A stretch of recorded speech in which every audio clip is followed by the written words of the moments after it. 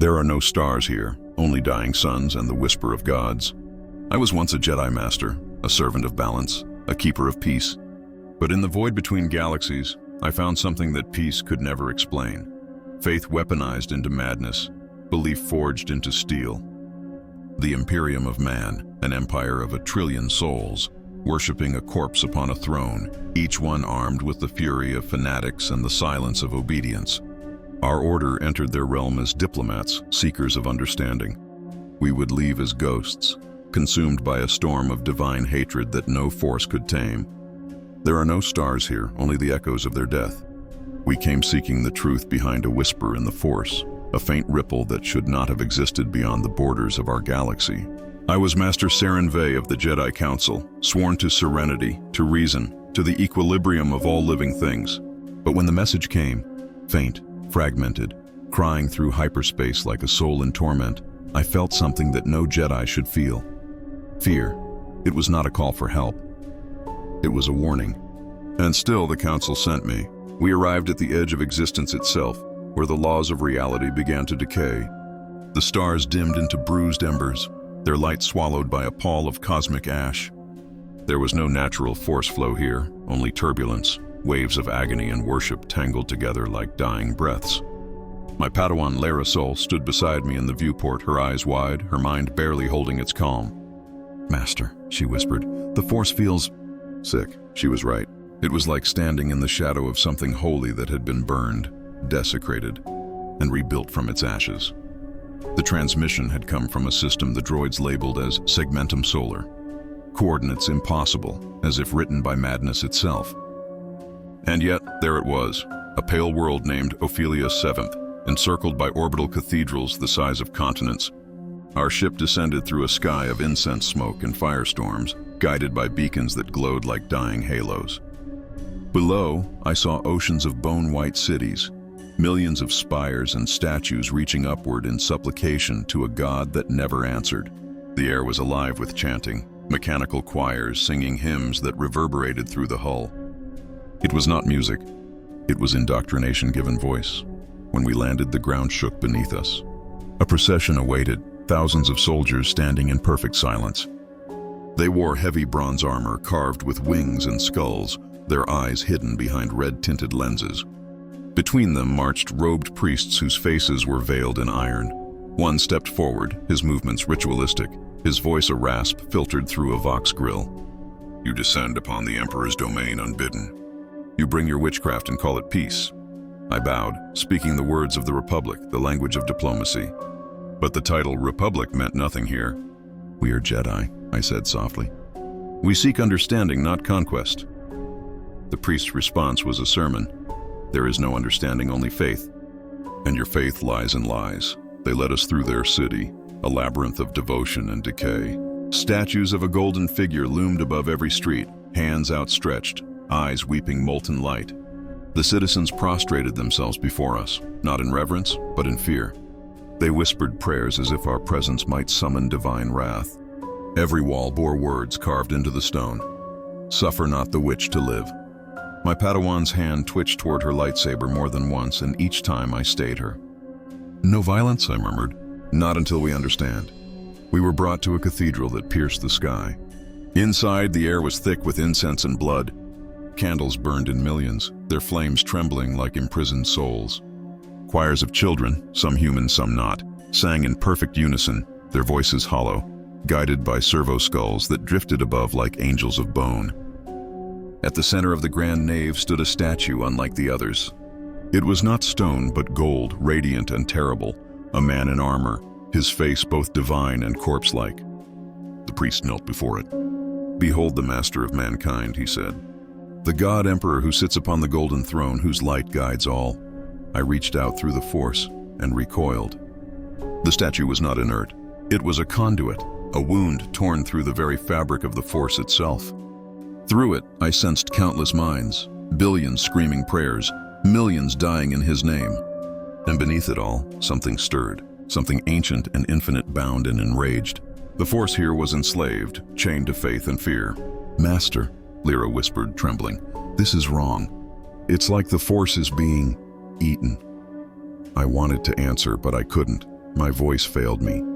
That night we were given quarters within the cathedral. The walls pulsed faintly, as though alive. From beyond them came the constant murmur of prayer, a storm of human desperation that never ceased. I could not meditate.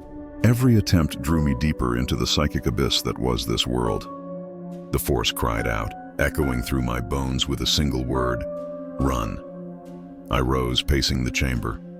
Lyra sat on the floor, her lightsaber before her, her hands shaking. "They're not worshipping," she said quietly. "They're feeding it. Feeding something." She looked up at me, eyes wide. "Master, do you feel it watching us?" I did. A consciousness vast and burning lingered at the edge of perception, cold as the void, yet infinite. It was not the dark side. It was something older. Something that had forgotten what balance ever meant. At dawn, we were summoned once more, this time by soldiers bearing purity seals and banners of flayed parchment. They led us through tunnels lined with the remains of saints, their bones glowing faintly from within. At the end of the path was a door of iron inscribed with 1,000 names. "The throne room," the priest declared. As it opened, the air turned electric. The Force shuddered violently. We entered a chamber vast enough to drown worlds. Its ceiling disappeared into clouds of fire and light. Thousands of golden wires hung like veins from the void above, feeding into a figure seated upon a mountain of machinery. The Emperor. His body was withered yet radiant, his armor fused with his throne, his eyes burning like suns extinguished by their own brilliance. The moment I saw him, I fell to my knees, not from reverence, but from sheer suffocating pressure. His presence was the Force inverted, light twisted into agony, power restrained by faith alone. I tried to speak, but my thoughts were torn away, consumed by the blinding immensity of his will. I saw visions, worlds burning, fleets of starships waging endless crusades, humanity screaming his name across 10,000 years. He was no god. He was a prisoner of belief, sustained by the worship of the dying. The priest beside us fell to the floor weeping. "Behold his eternal mercy," he cried. "Behold the light that saves." Lyra clutched my arm, whispering, "Master, he's in pain." Her voice broke, and she was right. I could feel it, an eternity of suffering, the Force itself bound to a single consciousness. I reached out instinctively, foolishly, trying to touch him through the Force, and for a heartbeat, he saw me. The galaxy went silent. I was no longer in the room. I was standing in an ocean of blood, surrounded by endless armies marching toward the dark. The Emperor's voice filled my mind, not a voice of man, but of the Force itself, distorted and dying. "You are not of my domain. Your light does not belong." I tried to answer, but my words dissolved in the storm. "Go back," the voice commanded, "or be consumed," and then silence. I collapsed to the floor, gasping. The priests were chanting louder now, their voices merging into one collective shriek. Lyra was screaming my name, but I could barely hear her. My head throbbed with echoes of that voice. In that instant, I understood. This was not the Force as we knew it. It was the corpse of the Force, resurrected by worship, enslaved by mankind's faith. When I woke, we were back aboard our ship. The priest said nothing, only ordered us to leave. "Your kind has no place in the Imperium," one spat. "The Emperor tolerates no false gods." As we ascended through the storming sky, I looked down one last time. Ophelia 7 burned with devotion, billions praying, countless dying, all to sustain a light that no longer illuminated anything. Lyra stood beside me in silence, her eyes hollow. "Master," she whispered, "is he the dark side?" I thought of his pain, his power, his prison of gold. "No," I said softly. "He's what happens when the light forgets compassion." The stars beyond were lifeless, pale and far away. I turned from them, my heart heavy. We had come seeking knowledge. Instead, we had found a god who devoured it. And as the engines roared, I realized that something had followed us back, something vast and invisible, whispering through the Force like the echo of a dying sun. The void has never been silent. It hums, it bleeds, it dreams. But after Ophelia 7, the silence became a scream. The ship's hull trembled as we drifted through the Imperium, the place they call the warp. No star maps guided us now, only instinct. Even the Force struggled to breathe here. The hyperspace lanes of our galaxy were threads of harmony. This was chaos, unbound and alive. The currents twisted around us like the thoughts of a god gone mad. My Padawan Lyra had not slept since our departure. She sat cross-legged in the meditation chamber, eyes open, murmuring fragments of code from the Republic, as if reciting order could drown out the whispers clawing at her mind. I joined her, trying to center our presence in the Force, but it slipped away like oil from skin. There was something else pressing against it, something vast, watching. The Jedi had always believed the Force was universal, omnipresent across all things. We were wrong. Here, in this realm ruled by belief and pain, the Force was a foreigner. 3 days into our return voyage, the alarm sounded. A signal human in origin matching Imperial cipher codes. We had been found. I looked out from the bridge window and saw them. Black ships, colossal and unholy, each one carved with skulls, gargoyles, and living scripture. Their weapon ports glowed faint red, like the eyes of angels long fallen. The comms crackled with a voice colder than vacuum. Unregistered psychers aboard alien craft. By order of the Holy Inquisition, power down and prepare for boarding. Lyra turned to me, panic in her voice. Psychers? I nodded grimly. Their word for Force users. And their word for witch. We were boarded by soldiers in armor so heavy it groaned under its own weight. Stormtroopers of the Adeptus Arbites, their visors blank and pitiless. Between them strode an Inquisitor, tall, austere, his coat lined with purity seals and relics of bones. A gold rosette gleamed on his chest, shaped like a star devouring itself. I am Inquisitor Martrin Vale of the Ordo Hereticus, he said, his voice a sermon of judgment. You will kneel. Lyra stepped forward, defiant. We are envoys of peace. We mean no harm. The Inquisitor's eyes were void black implants that reflected nothing. You are witches who command the warp without sanction. You speak peace while wielding the language of demons. He moved with precision, every gesture deliberate, his aura a blade honed by faith and madness. The soldiers confiscated our weapons, our ship, even the kyber crystals we carried for meditation. We were taken to a cold cell within his flagship, a vast Gothic leviathan called the Penance of Saints. Its corridors were lined with cages. Not all the prisoners inside were human. Some were machines that breathed, some men whose flesh had turned to script, their skin tattooed with prayers that moved when they whispered. Lyra trembled as we passed them. They torture their own faith, she whispered. No, I replied. They worship through it. Inside the cell, light came from a single lumen above, flickering like a heartbeat. Hours passed. The ship moaned as it cut through the warp, the hull singing with the voices of those lost to it. I reached out through the Force to sense our captor, but it recoiled again, distorted. The Force here was afraid. When the Inquisitor returned, he carried a relic in his hands, a black book bound in gold, covered in seals of wax. Do you know what this is, witch? He asked. The Lex Imperialis, the word of the Emperor. Every law of man and God written within. It declares your kind an abomination. I feel no hatred toward your Emperor, I said quietly. Only sorrow. I saw him. I felt his suffering. The Inquisitor's hand froze mid-motion. His face twitched, the faintest flicker of emotion. Blasphemy, he whispered. You claim audience with the Master of Mankind? Lyra tried to interject, but his gaze snapped to her. Silence, witchling. Then back to me. Tell me what you saw. I hesitated, but truth was the only weapon left. I saw a man trapped between divinity and death. A god chained by the prayers of his people. You call it devotion. I call it torment. For a long moment he said nothing. The ship groaned around us like a dying beast.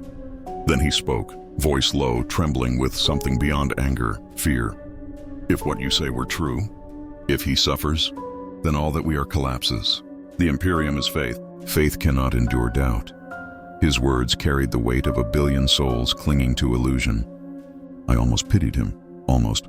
But pity is dangerous when offered to zealotry.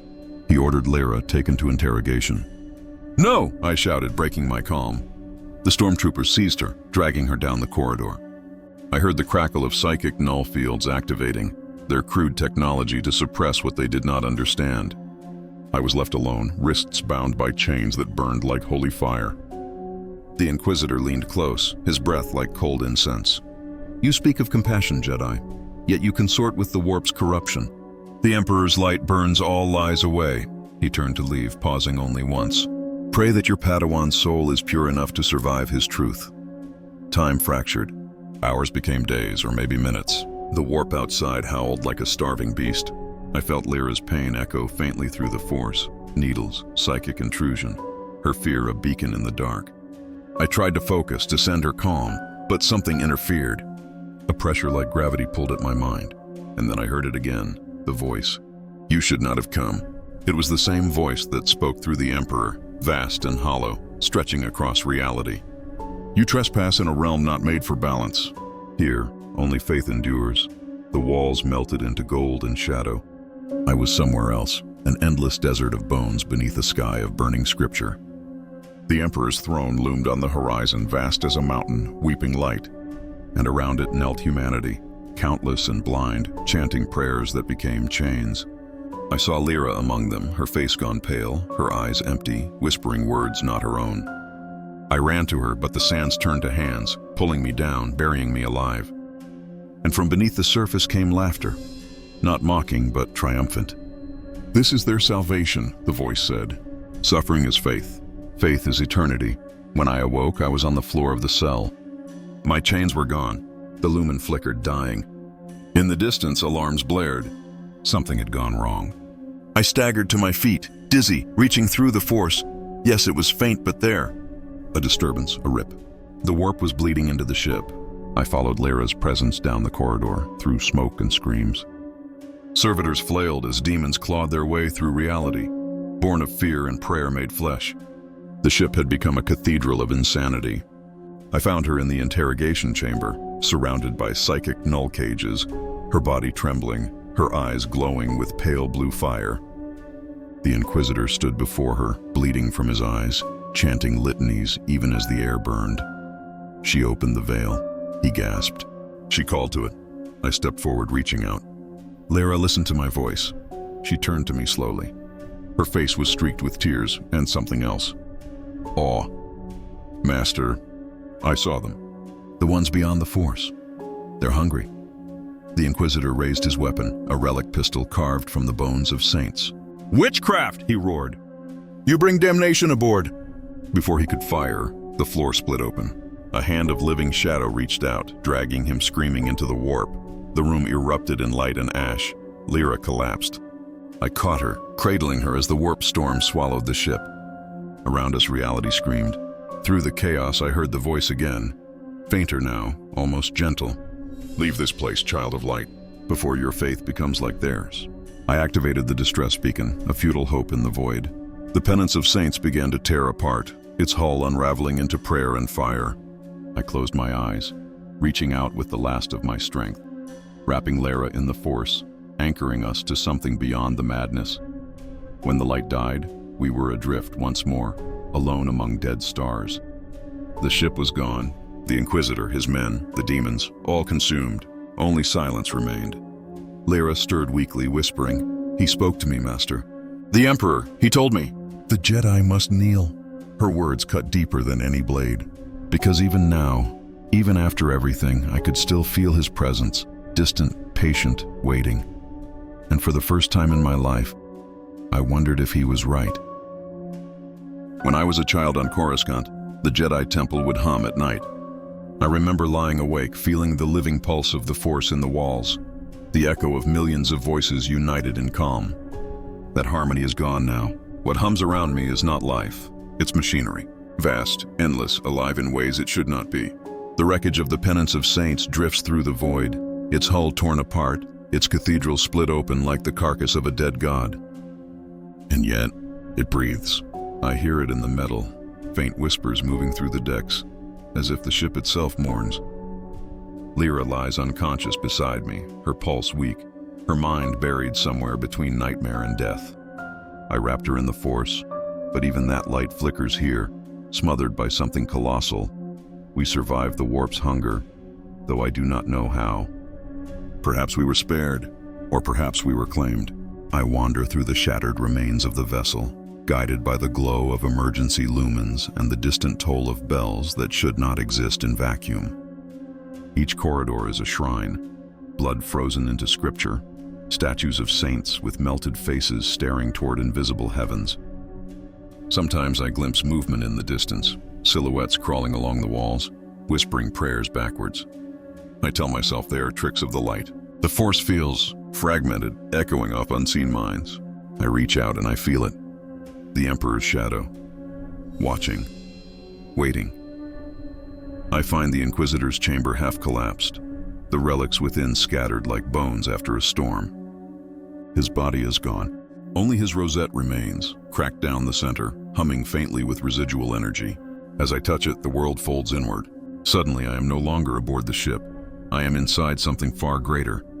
A machine world of infinite gears and iron prayers where thought and metal are one. It stretches beyond comprehension, a labyrinth of worship made mechanical. I hear voices chanting in binary and blood, the Omnissiah, the machine god, the divine engine, the machine spirit they call it. I see priesthoods made of steel and flesh, tending to titans that stride across dying worlds, believing themselves holy. The force trembles beneath their faith, or perhaps it hides. Then among the endless circuits of this divine machinery, I see him, the Emperor, or an image of him, multiplied 1,000 times through the minds of his servants. Each iteration speaks the same word in unison: obedience. I try to resist, to pull free, but the rosette pulses with power. It's not technology as we know it. It's worship, encoded into metal. I see the birth of their faith, an empire of men who once knew freedom, now bound by fear. And through their faith, they built this prison, a god machine that consumes their souls to keep their light burning. When the vision fades, I am on the floor, gasping. My nose bleeds, my mind screaming with images not meant for mortal understanding. Lyra stirs beside me, her voice soft but hollow. "You saw it too," she whispers. Her eyes are different now. No longer the bright amber of youth, but faintly gold, shimmering with the same light I saw in the Emperor's throne room. "He spoke to me in the warp. He said we're part of him now." I shake my head. "No, Lyra, that's not him. It's a wound pretending to be God." She smiles faintly, not with joy, but surrender. Maybe the difference doesn't matter anymore. Hours pass. The ship continues to drift. I try to repair the communication systems, to reach the Republic or anyone who might hear. But when I power the console, the machine speaks. Not through sound, but through the Force, a synthetic consciousness forged by prayer and circuitry. Designation: heretic. Status: unrepentant. Action: redemption through integration. The lights flicker. The ship's systems awaken like veins pulsing with blood. The Emperor protects. Then the walls move. I feel them shifting, breathing, closing. Metal becomes flesh, flesh becomes machine. The deck beneath my feet ripples like skin. I grab Lyra and run. Every door I pass through slams shut behind us, sealing with molten light. Statues twist their heads as we pass, eyes tracking our movement. Servitors crawl from the walls, human torsos fused with mechanical limbs, their mouths whispering fractured psalms. Through suffering, faith endures. One grabs my arm, cold steel fingers digging into my robe. I ignite my lightsaber, the blue blade flares cutting through the shadow. And for the first time since entering this universe, the Force responds. It surges through me, not as serenity, but as wrath. I swing once and the servitor falls, its body dissolving into light and oil. Lyra stumbles behind me, murmuring to herself. "They're part of him, Master. Every circuit, every prayer. This ship isn't dead. It's praying." Her words chill me more than the void itself. Because she's right. The hum, the whispers, the heartbeat of the hull. It's all a single litany. The ship believes, and belief here has power. I drag her into the hangar bay, searching for any surviving escape craft. There are none. Only relics. Broken fighter wings turned into altars, banners stitched with flayed skin. But in the far corner, beneath layers of ash, I find something strange. A vessel unlike the rest. Sleek, minimal, Republic design. It should be impossible. Our own ship had been destroyed in the warp, and yet here it stands, immaculate, its surface gleaming faintly in the dim light. Lyra stares at it, her face pale. "It's not real," she whispers. "It's a dream he made for us, to see what we choose." I hesitate. The Force pulses between us, uncertain. Then we make our choice. I take her hand and lead her aboard. The interior is silent, familiar, safe. I sit in the pilot's chair, fingers trembling as I activate the console. "Navigation online," it says in our own language. Basic. My throat tightens. For a moment I allow myself to believe. Then, on the screen, words appear. Welcome to the Imperium. All faiths will be assimilated. The ship's lights turn crimson. The illusion shatters. The cockpit melts away, revealing the truth. We are standing in the heart of the God machine itself. A pulsing core of golden steel surrounded by icons of the Emperor's visage. And from the central chamber rises a figure made of light and circuitry, neither human nor machine. It speaks with the Emperor's voice. You cannot escape faith, Jedi. You can only choose which God to serve. I fall to my knees, overwhelmed. We serve the Force, not gods, not tyrants. The figure descends, its face shifting between countless human visages. Saints, soldiers, martyrs, all whispering the same prayer. The Force is the Emperor's dream. You are his echo. Lyra steps forward, trembling. Master, what if they're right? Her voice cracks. What if all we ever called the Force is just another reflection of him? I grab her shoulders, forcing her to meet my gaze. Then the galaxy has no freedom left to fight for. The machine shudders, its voice deepening. Faith must consume doubt. Golden tendrils of light lash out, wrapping around us. I raise my hand, summoning the Force, not calm, but defiance. It surges through me like a storm. You are not the Force, I whisper. You are what happens when belief forgets compassion. The tendrils tighten, searing into my skin. I scream, channeling every ounce of energy I have left, every memory of the temple, of peace, of truth. The Force explodes outward, tearing through the chamber like a wave of blue fire. The God machine convulses, its light dimming, its prayers turning to static. When I open my eyes, I am floating among debris. The ship, or whatever it truly was, is gone. Only dust and the faint echo of chanting remain, carried by the void. Lyra drifts nearby, her face serene, her body limp. I pull her close, tears freezing against my cheeks. For a moment I feel nothing. Then, faintly, the Force returns. Weak, trembling, but alive. It whispers a single truth. You are not alone. I hold her hand, staring into the endless dark. Somewhere in that darkness I feel the Emperor still watching. Not with malice, not with mercy, but with understanding. And that terrifies me more than anything else. Because if even gods can understand, then maybe they can change. And if they can change, maybe they can die. The city burned for 7 days. Smoke curled into the heavens like prayers that no god could hear. We had retreated into the catacombs beneath the Basilica of St. Ecclesia, our lightsabers the only blue fire cutting through the dark. The Imperium's armies had surrounded us. The Adeptus Sororitas sang their hymns above, each word carried on gunfire and faith. The Force had become a storm here, unsteady, fractured, trembling between holiness and horror. I could feel it screaming, like a creature trapped in its own birth. My Padawan Lyra knelt beside me, whispering fragments of the Jedi Code, her voice shaking with exhaustion. There is no emotion, she began, but her voice faltered when we heard the chanting above. Thousands of voices, human yet something more, merged into a singular roar of belief. The Ecclesiarchy choir. They were weaponizing their worship. I had never believed faith could kill, but here, it did. We emerged into the Basilica's lower hall, where the murals of saints bled from the walls, paint running like tears.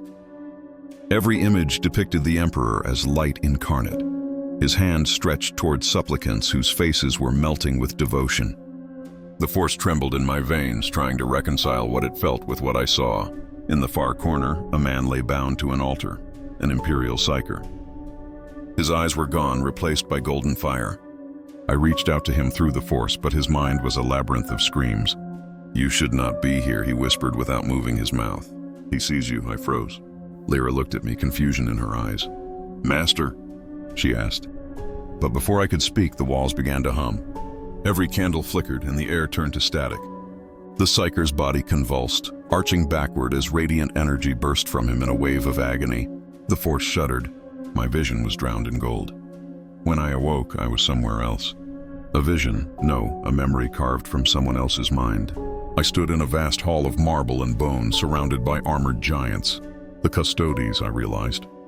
The Emperor sat upon his throne, a god of light and ruin. In his gaze, I felt eternity. Every life in the galaxy screaming in his name. He spoke, but his words were not sound. They were law, binding and absolute. There is no balance, he said. Only dominion. The galaxy endures not through peace, but through sacrifice. My heart pounded in defiance. "The Force unites all life," I replied, though my voice sounded small, childlike. His golden eyes burned brighter. "Then your light is weakness." I gasped awake, Lyra shaking me, her face pale. Around us, the basilica was gone, annihilated. Only ash and the bones of saints remained. The Psyker's body had fused with the altar, golden tendrils spreading like veins through the stone. He had become part of the structure, his mouth frozen mid-prayer. Outside, the sky split open. Great ships, black as monoliths, descended through fire. Imperial warships. Lyra turned to me, eyes wide. "They're glassing the city." I could feel it too, the fury of orbital bombardment. Each explosion an echo in the Force, and beneath it all, the Emperor's will pulsed like a heartbeat, omnipresent and divine. This was no empire ruled by mortals. This was a god's corpse made manifest. We fled through the tunnels, guided by faint tremors in the Force. But something was following us. I sensed it before I heard it. A rhythm of metal footsteps, precise and unrelenting. Astartes, Space Marines. The Angels of Death. We hid in the shadows as they passed, towering figures clad in ceramite, their armor painted crimson and gold. The symbol of the Blood Angels gleamed upon their pauldrons. One paused, turning toward our hiding place. Even through his helmet, I felt his gaze like a blade. Lyra gripped her lightsaber, but I held her hand. The Force whispered, "Run." We sprinted through a fracture in the tunnels, emerging into a ruin lit by fire. And there, standing before the burning remains of a cathedral, was Inquisitor Vale. His power armor was shattered, one arm hanging limp, yet his eyes still burned with that same holy conviction. "You survived," he said, voice heavy with admiration and contempt. "Perhaps the Emperor spares you for a purpose." I ignited my blade. "We seek no war with your god," he smiled faintly. "Then you misunderstand him entirely." He raised a relic weapon, a pistol forged of bones and sanctified gold. "He is war!" He fired. The bolt struck me in the shoulder, tearing through flesh and cloth, hurling me to the ground. Lyra screamed, swinging her saber in a blur, deflecting the next shot. Vale moved with unnatural precision, his body humming with psychic energy. I reached out with the Force, grasping the debris around us, and hurled it toward him. Stone and steel smashed into his armor, but he didn't fall. Instead, his aura flared, holy, blinding, burning. The Force recoiled in terror. He stepped closer, each word a sermon. "You wield the power of devils. The Emperor commands that all false light be extinguished." His hand glowed, crackling with raw psychic fire. I reached out, not to fight, but to show him, to let him feel the Force, the unity of all life. For an instant our minds touched, and in that instant I saw his truth. A child raised in an orphanage of steel, taught to love a God who never answered. His faith was a wound, his devotion a chain, but within him I also saw beauty, a desperate need for meaning in an indifferent galaxy. He saw into me as well. The vision of the Jedi Temple, the serenity of the Force, our failures, our arrogance. His expression faltered. For a heartbeat, he hesitated. Then Lyra screamed. The Astartes had found us. They descended like angels of death, their jump packs roaring, bolters firing. The ground exploded around us. I grabbed Lyra, pulling her back as we fled through collapsing corridors. The Force guided me through the smoke, through the chaos. I could feel her fear, her pain, her unspoken question. What are we fighting for? I didn't have an answer. Not anymore. Above us, the Emperor's will thundered across reality like a storm. The Force wavered. Balance fractured. And somewhere, deep in that divine radiance, I felt something new. The faint echo of curiosity. He was aware of us. We escaped into the wastelands beyond the city. The horizon was red, the air thick with burning incense and ash. I fell to my knees, clutching my wound. Lyra sat beside me, trembling. "They won't stop," she said quietly. "They'll burn everything." I looked toward the heavens, where the ships still fired, where the Emperor's light bled across the stars. "Then perhaps," I said, my voice hollow, "the galaxy has room for only one kind of faith." Lyra looked at me. "And ours?" I didn't answer, because I could feel it, the Force itself dimming, suffocating beneath the Emperor's dominion. This was not a war between light and darkness. It was extinction. That night, as we hid beneath the shattered ruins, I meditated for the first time since our arrival. The Force came to me weakly, flickering like a dying flame. And within it, I heard a voice, not the Emperor's, not the dark side's, but something deeper. The light endures even when unseen. I opened my eyes to see Lyra asleep, her saber still clutched to her chest. For a moment, I allowed myself to believe that maybe, just maybe, the Force could survive this God's empire. But in the distance, I saw new lights rising, ships bearing the sigil of the Inquisition, descending toward our hiding place. There would be no peace, only faith and fire. We wandered the wasteland for days, two Jedi ghosts haunting a world that wanted us dead. The air was thick with ash and prayer, every breath stinging like confession. I had lost my sense of time. The sun was gone, hidden behind a veil of smoke, and the stars were swallowed by orbital bombardment. The Force whispered faintly now, a broken radio signal across an infinite distance. I felt blind. Lyra walked ahead, her robes torn, her saber clipped to her belt, her once bright presence in the Force now dimmed to a faint ember. She hadn't spoken since the Basilica burned. Not after she saw the Psyker fuse with stone. Not after she watched faith become a weapon. The Jedi Code offered no words for what we had witnessed. There was no peace. There was no emotion. Only silence. We found shelter in the ruins of a manufactorum, its machines rusted to prayer wheels, still spinning long after their purpose had died. The air tasted of oil and incense.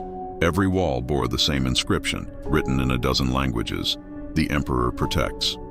Lyra traced the words with trembling fingers. "Do you think he does?" she asked quietly. I didn't answer. The Force swirled faintly around her question, uneasy, uncertain. "They say he sacrificed himself to save humanity," she continued. "He's their savior, and their prison." Her voice cracked. "How can one being be both?" I stared into the gloom. "Because faith demands paradox," I said, "and fear makes gods of men." At night I meditated, or tried to. But the Force was sick here, its light strangled by a billion prayers. Every time I reached out, I felt something vast watching. Not the Emperor, but the psychic storm that surrounded him. Billions of minds screaming in unison, forming a wall of pain and devotion. The Astronomicon, I felt its pulse through the void, a wound in reality, and beneath it something darker stirred. The warp here was not the Force, it was the corpse of it, flayed and reshaped by faith. I saw visions in my meditation. Angels with metal wings, planets burning in the name of love, children praying to their own suffering. And at the center of it all, the Emperor's face, unmoving, unfeeling, eternal. I woke in a cold sweat, the echoes of 1,000 voices fading into silence. Lyra dreamed too. I could hear her whispering in her sleep, words in a language not her own. When I touched her shoulder, I saw through her eyes. She stood in a great cathedral, its floor made of glass, beneath which billions of souls burned like coals. At the altar stood the Emperor, not golden and divine, but rotting, his flesh a map of galaxies. "You came seeking peace," he said to her. "You found faith." She tried to speak, but her mouth filled with blood. Then she woke, gasping, and I held her close. She didn't tell me what she saw, but I already knew. The Emperor had touched her mind. He was aware of us. We left the manufactorum the next morning, guided by instinct more than direction. I could feel faint ripples in the Force, something beyond the city, beyond the ruins. Hope, perhaps, but hope in this place was a dangerous drug. Along the way, we passed refugee columns. Thousands of humans marching through the wasteland, chanting litanies, dragging wounded priests on carts made of bones. They looked at us with both awe and hatred. One woman reached out, her eyes hollow. "You came from the stars," she whispered. "You will burn like them." Her hand brushed my robe, and for a moment I felt her entire life, born in the hives, conscripted into the faith, her mind crushed beneath sermons until belief was the only thing left. When she looked at me, she saw a heretic, a demon. Maybe she was right. That night we made camp in the skeletal remains of a Titan engine. Its reactor still hummed faintly, a dying heartbeat of the machine god. As Lyra slept, I recorded my thoughts into my hololog. If any Jedi ever found this, they needed to understand. This was not a war of armies or ideology. It was metaphysical genocide. The Force and the warp could not coexist. One was balance, the other was submission, and humanity had chosen submission. I paused the recording when I sensed movement. Out in the darkness, someone was watching us. I ignited my saber, its blue glow cutting through the gloom. A figure emerged, a man in rags, his face scarred with circuit lines, eyes glowing faint red. A tech priest, half machine, half man. He raised his hands slowly. "Peace, Wanderer," he rasped through a vox grill. "I mean no harm." Lyra stirred, her saber ready. "Who are you?" I asked. "A heretic," he replied with a grin of broken teeth. "An exile of Mars. I have seen your kind before." He stepped closer, unafraid. "Your power, it is not the machine god's gift, nor the warps, it is something else." He tilted his head, fascinated. "The Omnissiah would have loved to dissect you." I almost struck him down, but something in his tone stopped me. He wasn't lying. "You know of the warp?" I asked. "I have lived inside it," he said softly. "The Imperium calls it holy. I call it hunger. Every prayer feeds it, every death fattens it. And your light, your force, it starves it." He leaned closer, voice trembling. "That is why they will hunt you forever." Lyra looked at me, fear in her eyes. "Then we have to leave this galaxy," she said. The heretic laughed bitterly. "Leave? There is no outside anymore. The Emperor's will stretches across the stars. Even death bends knee to him." Before I could reply, the ground shook. A low rumble spread through the ruins, followed by the distant whine of engines. Dropships, Imperial. I felt the force ripple violently, dozens of psychers scanning the wasteland. They were coming for us. The heretic's eyes widened. "Go," he hissed. "You have little time." I grabbed Lyra's hand, but he caught my arm. "Remember this, Jedi," he whispered. "The Emperor does not fear gods. He is one." Then he vanished into the dust, leaving behind only the echo of mechanical laughter. We ran. The sky burned once more, ships descending like angels of death. Bolter fire tore the earth apart around us, and through the chaos I felt something break inside the force. A deep, echoing scream. Lyra's presence vanished. I turned, searching the firestorm, shouting her name. A bolt shell struck near me, hurling me through the wreckage. My vision blurred, and there, through smoke and flame, I saw her, kneeling, surrounded by sisters of battle. Her saber lay broken beside her. She raised her hands, pleading. "Please," she said softly. "I just want peace." The lead sister stepped forward, her armor gleaming with holy oil. "Then die in it." The explosion tore the air apart. I felt it before I saw it. Her death, her light extinguished in the force. I screamed, not in rage, but in despair so vast it became silence. The force within me erupted outward, a storm of sorrow and fury. The sisters burned where they stood, their armor melting into slag. The blast carved a crater into the earth, and I fell to my knees in its center, shaking. The force was gone, drained, hollow. Only grief remained. When I rose, the wasteland was quiet. The ships had gone. The world itself seemed to hold its breath. I walked toward what remained of Lyra's body and knelt beside her, placing her saber across her chest. "There is no death," I whispered, my voice trembling. "There is the force." But even as I said it, I knew it was a lie. The force was dying, strangled by faith, consumed by the Emperor's light. I turned my gaze to the heavens, where a golden aurora shimmered across the stars. It pulsed like a heartbeat, ancient and divine. The Emperor had felt her death. He had answered. And for the first time since arriving in this cursed galaxy, I understood the truth. This was not a battle between light and darkness. This was the end of the Force itself. The world died quietly, not with explosions, nor fire, but with silence, the kind that settles when the last prayer is answered, and there's no one left to listen. I buried Lyra beneath the shadow of a broken titan, marking her grave with her saber hilt, its crystals still faintly glowing in the dust. The Force felt like a fading echo, thin, brittle, fraying at its edges. I could not hear the living anymore. Only the dead, and they whispered in the wind, their voices carried through ash and faith. They whispered her name over and over, like the galaxy itself was remembering her in mourning. I should have gone back to Coruscant. I should have returned to the Order, but the truth was there was nowhere to return to. Not across this gulf of galaxies, not across this ocean of madness. The Imperium had devoured everything, the stars, the faiths, the futures. And I had seen its God. I wandered for weeks through the wastelands, guided only by faint ripples in the Force. Sometimes, I thought I felt her presence beside me, Lyra's laughter, her warmth, flickering like a candle. But each time I reached out, it dissolved into static. I began to lose the line between the living force and the warp itself. The sky above me bled gold, pulsing with the psychic beacon of the Astronomicon. The Emperor's mind stretched across space like a net of burning light. I could feel every scream, every prayer, every act of devotion feeding that radiance. It was beautiful and horrifying. The Force had always been balance, a harmony between life and death. The warp was hunger. It did not flow. It consumed. I could not fight it. I could only drift within it, like a leaf swallowed by an endless current. One night, as I meditated beside the ruin of a crashed shuttle, I heard a voice that was not my own. "You do not belong here." It was soft, resonant, both everywhere and within. The air shimmered, and a figure emerged from the dust, a warrior in golden armor, wings of radiant light unfurled behind him. His face was calm, sorrowful. I knew who he was before he spoke.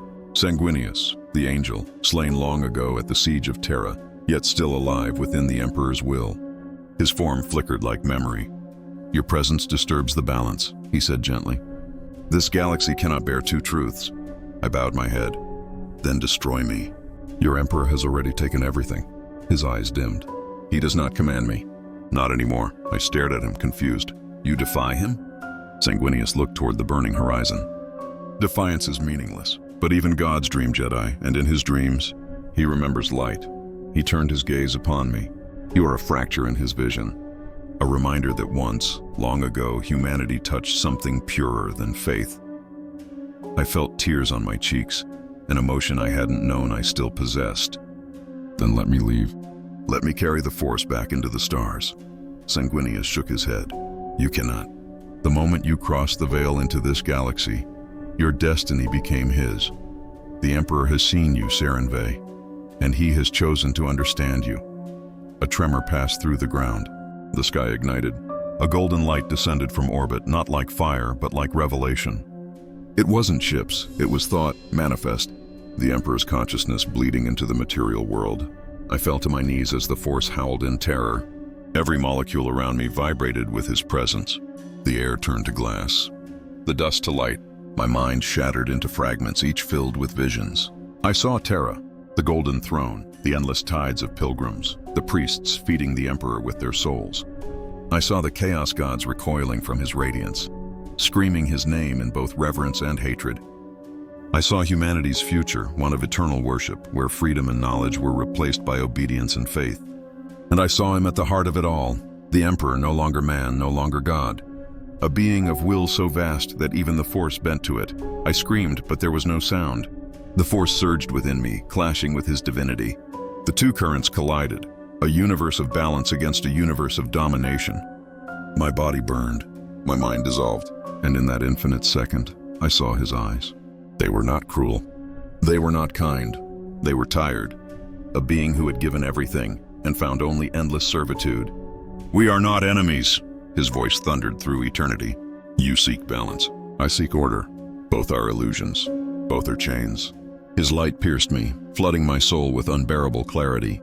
I saw the entire history of mankind, the rise, the wars, the decay, and the Jedi's ancient failure mirrored within it.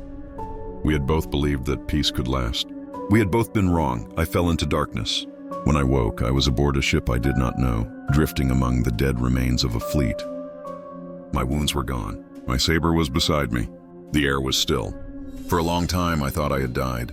Then I felt it, the faintest ripple in the Force, distant, weak, but real. Somewhere beyond this galaxy, the Force still lived, and within it, perhaps, a chance to remember what it meant to be alive. I turned my ship toward the void, toward the endless black between galaxies. Behind me, the light of the Astronomicon burned brighter, like an eye watching, unblinking. As I left the boundaries of the Imperium, I felt one final whisper. Not from Lyra, not from the Force, from him. "Go, Jedi. Carry my sin into the stars. Tell them what gods become when faith devours truth." His presence faded. The Force flowed through me once more, weak but free. I breathed for the first time in months. The galaxy of the Emperor fell behind me, a wound in eternity, still bleeding light. Ahead lay darkness, unknown, infinite, and in that darkness, perhaps, the Force waited to heal.